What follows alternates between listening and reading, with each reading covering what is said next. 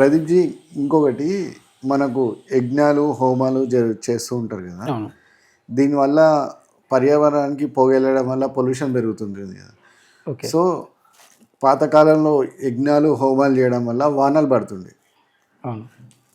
Plus hair కూడా fresh అవుతుంది అని చెప్పాను. అంటే ఇలా ఏది వాస్తవం? అంటే ఇప్పుడు యజ్ఞాలు చేయడం వల్ల పొల్యూషన్ అవుతుందా, లేదా దానివల్ల ప్లస్ అవుతుందా, ఈ హిందూ ధర్మం వల్ల మైనస్ అవుతుందా పర్యావరణానికి? మంచి క్వశ్చన్ యాక్చువల్గా. ఇప్పుడు మనము మన పురాణాల్లో వాటిల్లో ఏం చెప్పారంటే మన ప్రాక్టీసెస్ కూడా ఓకే. ఎప్పుడైనా మీకు వర్షాలు పడట్లేదు అనుకోండి, వర్షాలు పడకపోతే అక్కడ హోమం చేసేవారు. ఓకే. హోమం చేస్తూనే మీకు హోమం అయిపోయేసరికి మీకు వర్షం పడుతుంది, హోమం అయిపోయేసరికి మీకు వర్షం పడుతుంటుంది. ఇట్లాంటి చాలా సైటేషన్స్ వచ్చాయి. అదొకటే కాదు, చాలామంది ఈ ఆరా అనేసి ఒక డివైస్ తయారు చేశారు. ఆరా అంటే ఏంటంటే ప్రతి మనిషి చుట్టూ ఒక రకమైన ఒక రేస్ లాంటివి ఉంటాయి అన్నమాట. ఒక కిరణాలు లాంటివి, ఒక ఎనర్జీ ఉంటుందన్నమాట. ఆ ఎనర్జీ మెజరింగ్ డివైజెస్ కూడా వచ్చాయన్నమాట. ఓకే.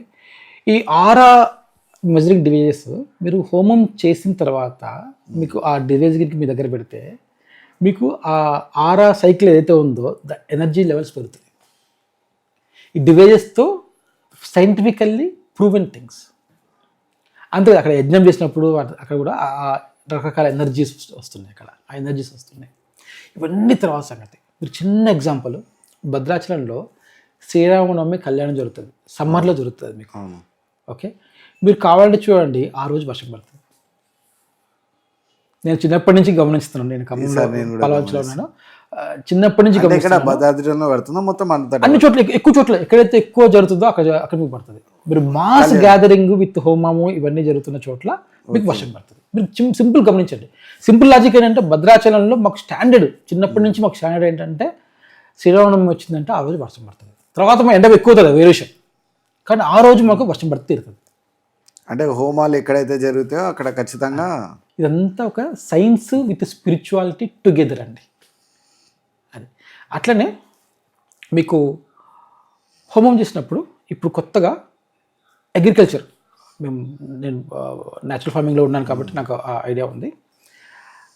ఆ పొలంలోకి వెళ్ళి మీరు కనుక ఒక హోమం చేస్తే ఆ చెట్లు కూడా దాని గ్రోత్ పెరుగుతుంది. ఓకే. పొలాలలో హోమం చేస్తే. ఓకే. అట్లనే ఎవరికైనా మెంటల్గా ఇష్యూస్ ఉన్నాయనుకోండి, మీరు హోమం చేస్తే ఆ ఇష్యూస్ తగ్గిపోతాయి. Health issues, normal health issues ఉంటే మీకు రకరకాల ఆయుష్ హోమం అని రకరకాల, ఒక్కొక్క దానికి రకరకాల హోమాలు ఉన్నాయి. అంటే ఆ హోమం చేస్తూ ఆ సమిధలు అవి వేస్తూనే కొన్ని మంత్రాల ద్వారా ఓకే ఆ పాజిటివ్ ఎనర్జీ తీసుకొచ్చి మీ హెల్త్ ఇష్యూస్ కూడా సాల్వ్ అవుతుంది. ఓకే. ఇదంతా కూడా హిందూ ధర్మంలో మనకి చెప్పబడి ఉంది. ప్రాక్టీస్ ఇప్పటికీ జరుగుతుంది. సైంటిఫికల్లీ సెవెరల్ టైమ్స్ ప్రూవ్ చేస్తున్న విషయాలు ఇవన్నీ కూడా. మీరు ఉదాహరణకి ఇంకొక ఎగ్జాంపుల్, హోమం సంబంధించింది కాదు కానీ ఇట్లాంటిది, వర్షాలు అయితే చాలా క్లియర్ కట్గా హోమాలు చేసి కూడా వర్షాలు పడతాయనే విషయం చాలా మంది ప్రూవ్ చేశారు. అది అయిపోయింది కూడా యాక్చువల్గా. ఓకే. యాక్చువల్గా ఇప్పుడు మనము క్లౌడ్ బర్స్టింగ్ అవన్నీ అంటాం కదా, ఆ క్లౌడ్ బర్స్టింగ్ అవన్నీ కూడా ఈ హోమం కాన్సెప్ట్. సపరేట్గా మీరు క్లౌడ్ బస్టింగ్ అని చెప్పేసి కోట్లు పెట్టాల్సిన అవసరం లేదు. ఓ 10,000 20,000 1,00,000 పెట్టేసి ఒక పెద్ద హోమం చేస్తే మీకు వర్షం పడుతుంది, గ్యారంటీ. ఓకే. అది చాలా చోట్ల చాలామంది ప్రూవ్ చేశారు కూడా యాక్చువల్గా దీన్ని. ఓకే. ఐ డోంట్ నో మరి పాలకులు దీన్ని ఎందుకు తీసుకోవట్లేదని తెలియదు, కానీ అది చేస్తే గ్యారంటీ మీకు వర్షాలు పడితే మీకు ఆ పొల్యూషన్ మొత్తం తగ్గిపోతుంది ఆటోమేటిక్గా. ఇంకొకటి, మనము ఈ మధ్య బాగా వస్తుంది, మన సోషల్ మీడియా కూడా చూస్తున్నాము. ఎస్పెషల్లీ ఈ కన్వర్షన్స్ తర్వాత ఈ జిహాద్ అటాక్స్ జరుగుతున్నప్పుడు వాళ్ళు ఏమంటున్నారంటే సూర్యుడిని ఆరాధిద్దాము, సూర్యుడు కూడా మన దేవుడే, మీరు సూర్యుడిని ఏం చేస్తారో చేసుకోండి అని ఒక సరదాగా అదొక జరుగుతుంది. యాక్చువల్లీ మనము ఈ విషయంలో మనం అర్థం చేసుకోవాల్సింది ఏంటంటే, మనము ఒకటి ఈ మధ్య నేను యూట్యూబ్లో కూడా చూడటం జరిగింది, తర్వాత చదివాను కూడా దాన్ని, ద్వాదశార్య సూర్య స్తోత్రం అని చెప్పేసి ఒక స్తోత్రం ఉంది. అందులో ఏంటంటే కృష్ణుడి కొడుకు సాంబుడు సమ్ హెల్త్ ఇష్యూస్ వచ్చినప్పుడు ఆయనకి ఈ సూర్యస్తోత్రం చేయమని చెప్పి చెప్తారన్నమాట. చెప్తే ఆయనకి ఆ ప్రాబ్లం ఏదైతే ఉందో ఆ ప్రాబ్లమ్స్ అనేది తగ్గిపోయాయి అన్నమాట యాక్చువల్గా. ఓకే.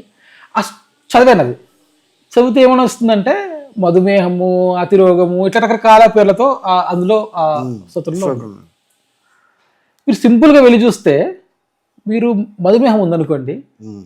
డైలీ ఒక అరగంట ఎండలో నిల్చోండి, తగ్గిపోతుంది. థైరాయిడ్ ప్రాబ్లం ఉందా, డైలీ వెళ్ళి ఎండలో నిల్చోండి, తగ్గిపోతుంది.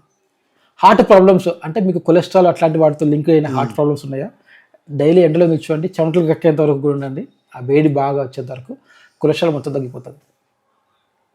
అంటే మీకు అన్ని రకాల జబ్బులకి సూర్యుడే మనకు సొల్యూషన్. ఒక్క విటమిన్ డి కాదండి, సూర్యుడు విటమిన్ డి వస్తుంది అంటారు, అది ఎంతవరకు సైంటిఫిక్ అన్నది తెలియదు నాకు.